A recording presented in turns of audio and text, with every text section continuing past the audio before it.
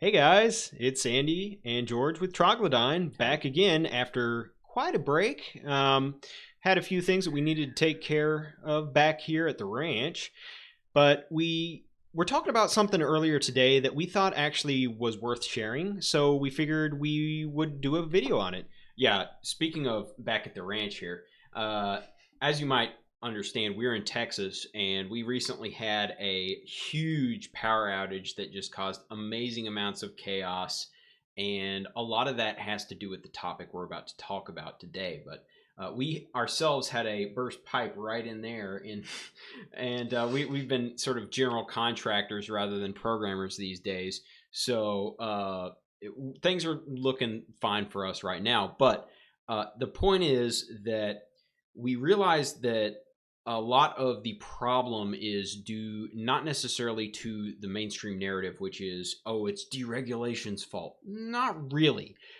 Deregulation is, yes, it happened, but the thing is, it didn't really have the effect that you want deregulation to have. Right.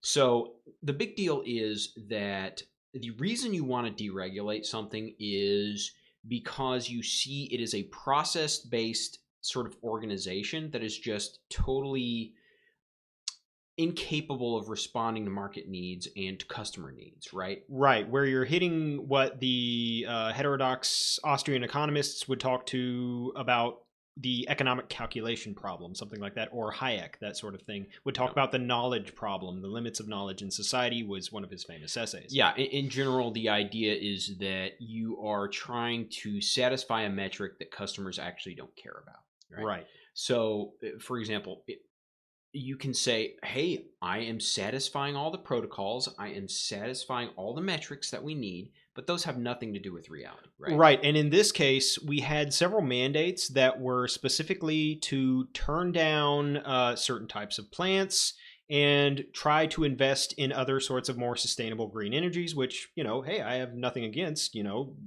capture energy But from the the sun, fact wind, was, great. But the encouragement on the part of ERCOT and the whole system was to follow this sort of plan for, we need to have the process be about having just-in-time inventory and not building reliability into the system, Right. because that's just not what their process was. Yeah, because they were sacrificing that flexibility for efficiency and to make up for the problems that they were introducing into the system by trying to refit it to more green standards. Yeah, and a good way of sort of illustrating this, there's an excellent newsletter on Substack called The Diff by Bern Hobart. If you're not subscribed to it, I encourage you to do so because it has given me a lot of good insights. Well, there's a lot of big Silicon Valley names that are also subscribed to it that like it. I know, what is it, Patrick McKenzie also is a big fan. Yeah, lots of people are watching that newsletter, and it's quite informative. But the point is that he relayed a story in there about there was, I don't think it was in Cushing, I think it was in Tulsa. There was a natural gas provider there that had wells that had not been operating for 10 years, easy. And when he saw that spot prices for natural gas were raising up to twice what they were, and then in a few hours it was 3 times what they were, he immediately called up everybody he knew and he was like, okay, we are getting torches and we are warming up these things and we are starting up these wells that haven't produced in 10 years because we are going to make a mint. Okay, that is the exact opposite of a process-based approach. Right. That's more of a command and decision-based approach where you take a look at the situation and you say, oh, hey, there's something that we can do here to solve problems. Yeah, because from a process-based approach, you would say these 10-year-old wells that have not produced, they're not producing because they're not profitable under normal conditions. And that's how process works. It's about normal conditions and making sure that things are stable under normal conditions, right? Yeah, but they didn't have the contingency plans of, well, what if it's not normal conditions? What if oil has gotten into some sort of weird contango, or we've got some sort of price spike due to weather? Yeah. And so he was an outlier and made outsized profits as a result of that. But the vast majority of natural gas providers did not do that. They just followed the process because like I said, after deregulation, a lot of these organizations, they didn't change. They didn't transition from being a process-based organization, which was essentially what they were when they were under state ownership and state control, into a more market-based, creative, we are just going to respond to the situation kind of organization. With what you see in normal modern corporate structures, where you still do have that bureaucratic, that structural type of organization, but at the top or somewhere within the organization, you have leadership that actually can supersede those rules whenever it is necessary.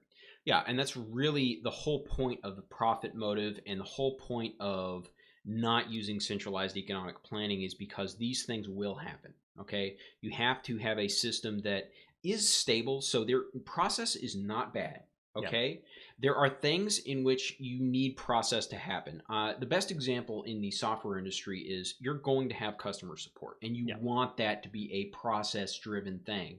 Like same with quality assurance, you want that to be process-based because it has to be right. And we've talked about checklisting before as it regards quality assurance and that sort of thing, and how it actually helps you a whole lot. That said, a lot of people, they try to bring the process-based approach into the creative process. And that's sort of what it gets down to, and where a lot of organizations fail and they go wrong is they try to processize every single thing, when the fact is you need mission orders, you need Auftragsstrategic, as the Germans would put it. You need a mission-based organization like the Army. Where it is essentially like certain armies. Well, like properly functioning armies, shall we say, right? But the point is that it has to be responsive to the needs of the executives, because the executives are responsive to the need of customers. Right. Okay. Right. Because customer needs change on a day-to-day basis, right? Well, certainly in the case of the Texas outage, it certainly changed very quickly. Yeah, and the whole thing was you had a massive cold spike. Texas is built around poorly insulated homes because it is very cheap to AC those homes. Yeah. And we have a lot of natural gas and all that stuff. But we're not built for a hard freeze that freezes up pipes and things like that, and makes natural gas delivery very difficult. And all of our base load is provided by natural gas, so any disruption there means, you're going to get a massive spot price increase because a lot of wells are just going to go offline. Right.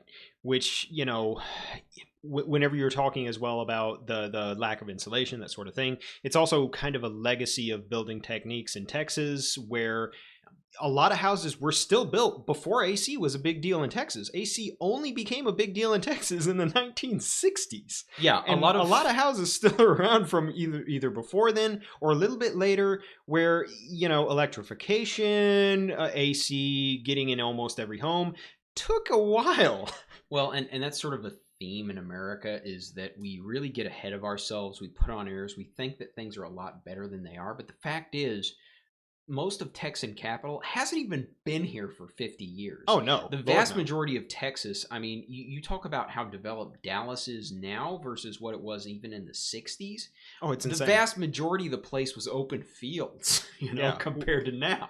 Well, and if you read any of the really good histories on Texas economic development, something like, say, the Big Rich, where it talks about the big oil boom in the early 1900s, you see that, like a place like Houston, where we live, it was a detestable swamp back then. Yeah, and the point is that this rapid development is not exactly the kind that is sustainable or built in a way that was very high quality. No, it had to meet the needs of the moment. We didn't want Mr. Right. We wanted Mr. Right now because that's what we needed. Well, and that's what we could afford, most importantly, which makes it to where whenever you try to impose these sorts of process-based things, where you have a whole bunch of legacy tech, like in a lot of software firms, where you have legacy code, and it was Mr. Right now everywhere. You can run into problems if you're trying to impose process a little bit too early before you've done refactoring, things like that.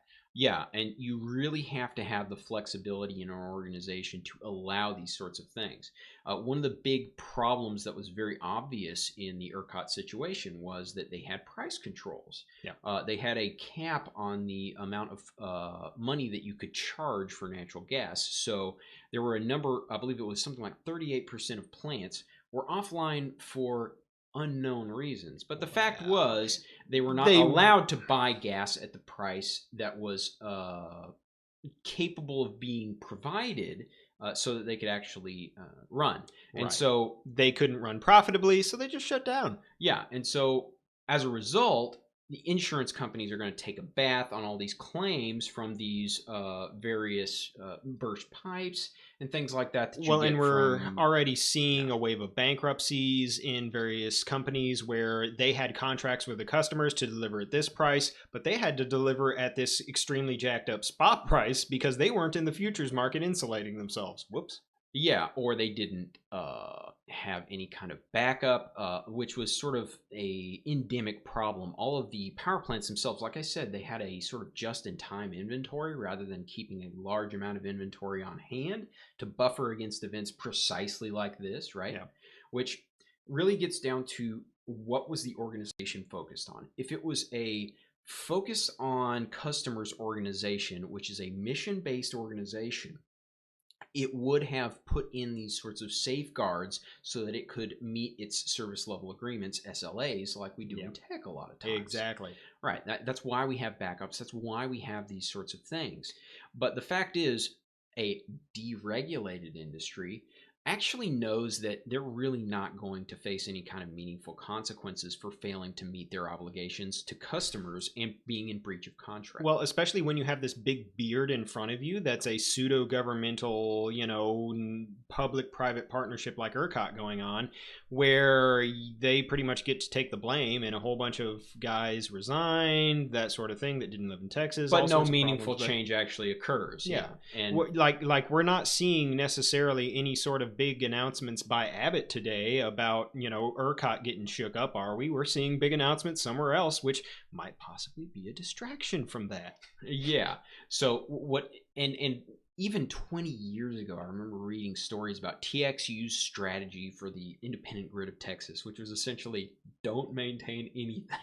Yeah. And just hope nothing breaks. Yeah. And then it's like, was anyone surprised that this was the outcome? No, of course not, right? Well, but you also have to think, again, Mr. Right Now, they had just experienced a bankruptcy after the biggest LBO in history. Yeah. So yeah, you have to understand that they had a lot of problems going on, and so given that they didn't have any support from anywhere else, and they were not allowed to raise their prices in a way that would actually allow them to be meaningfully competitive, deregulation, right? Right, and this is right after Enron basically had exploded and, caused a whole bunch of problems in the energy market to start with. So it was kind of adding insult to injury in many ways. It was just a confluence of bad events that led to the regulatory system we have today.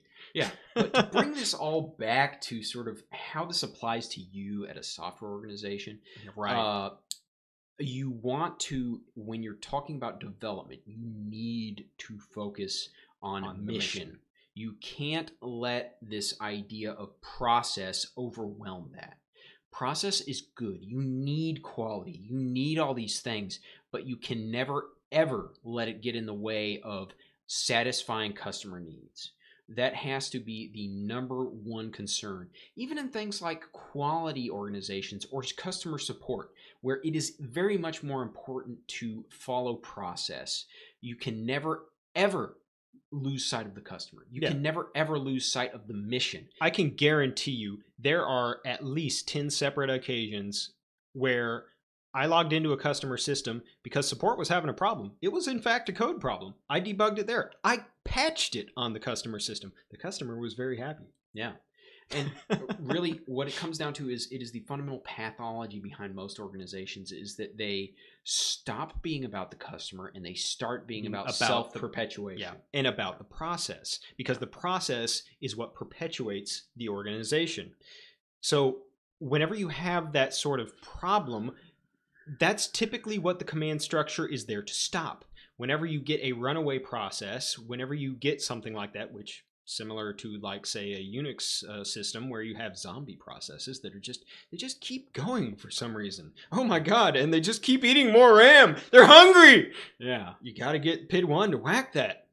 Yeah, and that's the point, is that is why modern corporate organization is the way it is. Yeah. You are supposed to have the ownership and the people who are directly connected to customers in charge. You can't let the principal agent problem overwhelm your organization, or you're going to get this situation where you have process overwhelm everything and what you're doing has zero connection to customers. Yeah. And so it's precisely that is the reason why a few kids froze to death over the last month.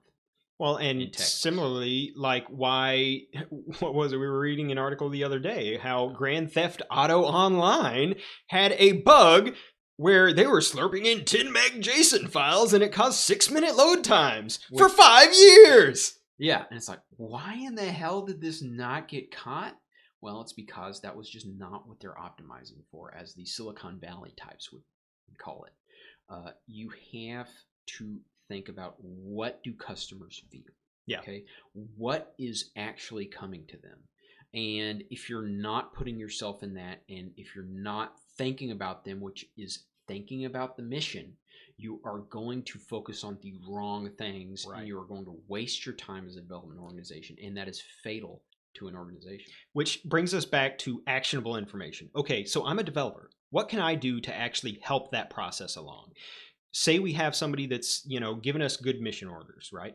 Say we have that sort of thing going on. What can I do to help that out? If you've got somebody that's in your product support department that has problems, be responsive. Actually help them. Log into customer servers if you can. Help the customer solve their problem, even though it may not necessarily be something that's within your normal process for patching and fixing bugs. If you can get it fixed right there, right now, that's a big win for the customer. And you can exfiltrate that patch and already say, I have a tested solution here. You can bring it to QA. You can say, this is exactly how I did it. This is exactly how it fixed it for the customer. We've documented it in this trouble ticket. Yeah. They have something to go off of that is really easy. You can have slam dunk fixes that way. Yeah, and it even fits in their process because it is exactly what they want. Right. It has steps to reproduce. It has a patch. It has everything you need. Right? Yeah. It's how you can harmonize that sort of thing by stepping over some of the process and then stepping back. Yeah. When you do these sorts of steps over the process, you have to understand that you're going to step back into the process, and you need to make sure that whatever you did is not going to just kneecap you. Yeah. Because the fact is, you're working in an organization, you have these limitations, and as a developer, you need to work within the system. You can't just decide that, oh no, I'm going to just butt my head against it. Well, you're never going to get anywhere doing that. You can get some things done, but you'll just get fired eventually because people will hate you. Well, and even if it's not that, it's just you won't get your code merged eventually. Yeah. I mean, they're like, oh, this MF, he just YOLO shit in all the time. What the hell? Or even it's just that in code review they say, well, this is just not the way we're going to do this. Yeah, and it's just not keeps good enough. Held up. Yeah. When the fact is, you have to understand what are the important parts of process that you need to hit, and what are the parts that you can actually ignore in the sake of the mission. Yeah. And that's one of the hardest parts of getting calibrated with any job, and that's where experience actually makes a real difference for any kind of working with other people. Yeah, which leads into other sorts of great topics. You've got things like the Mythic Man Month, which touches on that, which is, of course, a classic. Anyone who's in the software industry needs to read it, that sort of thing, if they haven't already. So really, just a whole bunch of really good thoughts can come out of just thinking down this process and thinking down the line of process versus mission. Yeah. Well, I hope you enjoyed the cast tonight. And please subscribe to the channel and send us anything that you want our way, and we will help you out. Yeah. Peace.